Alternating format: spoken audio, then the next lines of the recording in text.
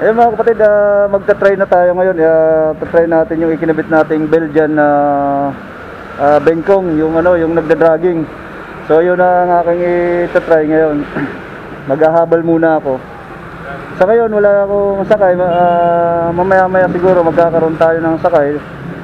Malalaman natin yan kung magkakaroon siya ng drag.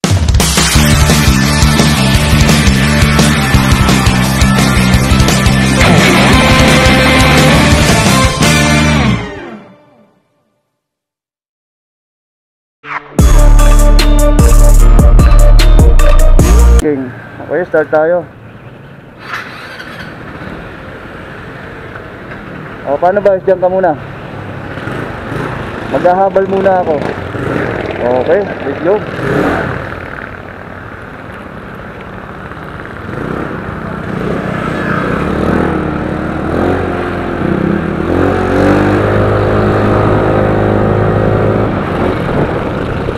Swabe sa arangkada itong motor natin ngayon. So ang hinahanap din natin dito mga kapatid is yung excuse me, yung sinasabi nilang dragging dito sa ating bell, no? So ay nakahinto tayo. Dahan-dahan lang, so far so good, wala naman siyang dragging. Ayan ang arangkada natin. Nga pala, may nag-comment din dun sa ating video nung nakaraan dito din sa motor natin. Masyado daw malambot yung spring na gamit ko. So ito na yun yung spring na ginagamit ko, yung kulay red. Ito yun yung malambot. Matagal ko na kasi itong subok mga kapatid gamitin sa biyahe ko kung saan akong nakarating na. Dami ko nang nabiyahe. Nakarating na tayo ng ikot ng norte, pauwi ng Samar at Mindoro, kung saan pa, no? Tapos Baguio. Tapos ngayon to ginagamit-gamit pa natin yung ganitong ng tawag dito sa spring na malambot. Kasi ang ko doon, yung arangkada is mayroon. Okay, biyahe lang tayo. Ayan, dito naman natin matatry ngayon to, yung dragging na kapag traffic. Yung bell down na to is makarad. So mapapansin nyo naman sa takbo ng unit natin, mapapansin nyo sa manibela natin na hindi naman siya yung maalog-alog, yung may dragging ba. Pero malaman natin yan kung tayo ay may karga na mamaya, tayo makakuha ng pasahero. Ayan, biyahe lang tayo. So far so good, wala siyang dragging mga kapatid. Pero gaya nga nasabi ni kapatid Tulits, kapatid dito, na magkakaroon ng dragging to once na mayroon ng backride or ibiyahe ng malayo. Malaman na lang din yan, ano? So yun, biyahe lang ulit tayo, tuloy lang tayo. Ito mga kapatid, kaya tinatsaga ko lang to na ganito, hindi tayo masyado nag-overtake para malaman o makita din natin yung dragging niya, no? Halos wala naman. Yan ang arangkada natin, lakas. Ang gamit ko rito, Pine Group. So nakita nyo naman kung may nakasubaybay dyan sa akin na nakakapanood ngayon, doon sa in-upload ko, nagpalit ako ng Regroup Bell with Narling. Pinalitan ko muna siya ng Pine Group. So ito ang gamit natin ngayon, yung Pine Group na nagda-dragging. Ayan, wala naman siyang dragging pa, pero maya pa daw magbiyahe pa tayo, makakuha pa tayo ng pasahero. Try naman natin i-back. Start natin, kaso kapos tayo sa kalsada. Ayan, gaya niya, traffic, wala rin dragging. Experiment tayo, or pinakita lang din natin na wala siyang sinasabing dragging o bengkong ng bell.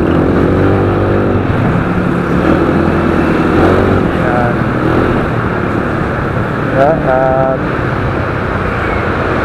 magiging lang, so wala siyang dragging. Okay, rat pa tayo.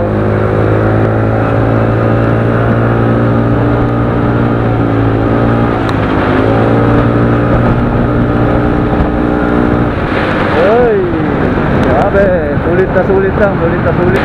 Oy, Grabe, sulit na sulit lang, sulit na sulit. Uy, grabe, sulit na sulit lang, sulit na sulit. So ito na mga kapatid, meron na tayong pack ride. Titingnan natin kung ito ay magkakaroon na ng dragging. Ayan, so tuloy lang tayo dito. Sabi natin ang ikutan kung ito ba ay magkakaroon na dragging. Halimbawa na matraffic tayo,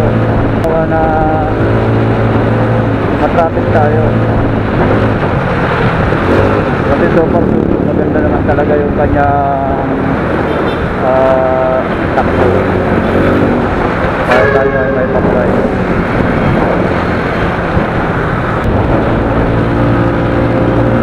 May sakay tayo niya, medyo matuloy-tuloy din tayo ngayon.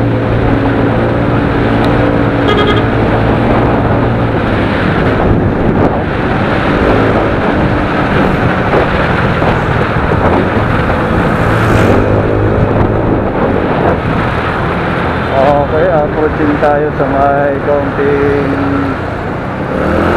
traffic. So dito natin ngayon malalaman yung dragging nito, no?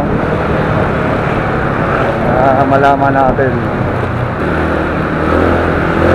So ito, sumusunod tayo sa mga motor dito ngayon. Tingnan natin kasi pahinto-hinto na to eh.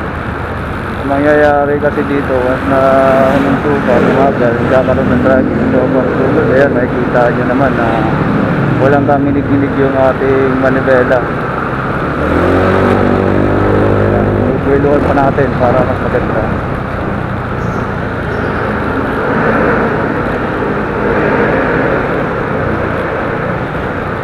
Alright, so hindi siya sa ano-ano ngayon, kahit ibiyahe pa natin ito ng matagal. Pero siyempre, tingnan pa din natin, mag-update pa rin tayo sa inyo araw-araw, no? Isang linggo yan, update natin itong ating bell na Bengkong kung siya ba talaga ay may dragging o wala. Dragging o wala. So ito, abantin natin ng konti. Ayan, so pansinin nyo yung manibela ko, wala namang inig. Kasi once na malakas talaga ang dragging, mapapansin nyo yan kapag dahan-dahan lang ang ating bela dahil sa dragging. Pero ito wala naman, goods siya, goods na goods. Wala naman, goods siya, goods na goods. So ito, abanti tayo dahan-dahan kasi traffic naman. Tingnan natin kung mapapalabas natin yung dragging. Ayaw pa rin lumabas hanggang sa ngayon. Ayan, dito tayo.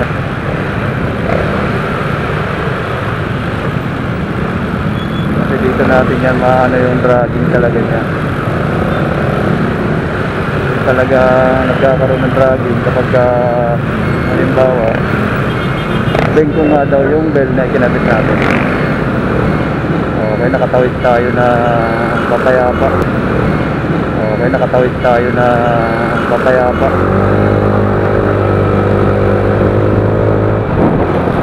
Wala pa din yung drag. Hindi pa rin siya lumalabas. So testing ulit natin dun sa pan-traffic dyan. Hinto muna tayo. Okay, dandahan ulit tayo.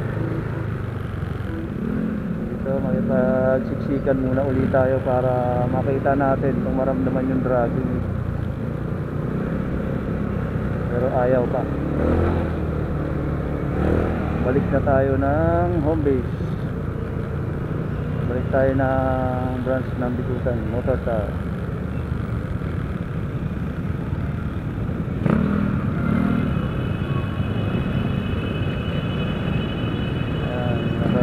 Kasagsagan tayo ng traffic. Walang ninig ang ating motor.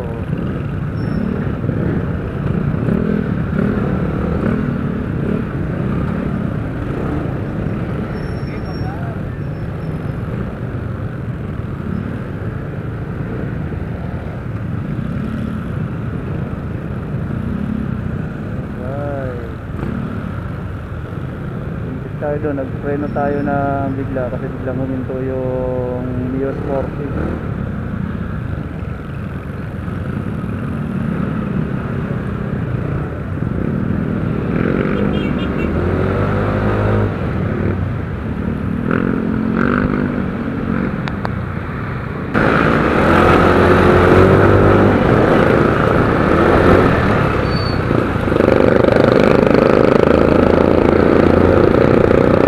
Talaga rito sa Don Bosco pagka ganitong oras, rush hour.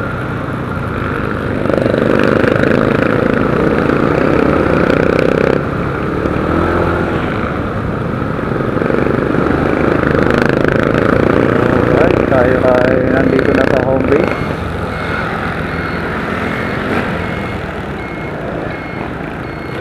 Home base. So far so good, walang dragging mga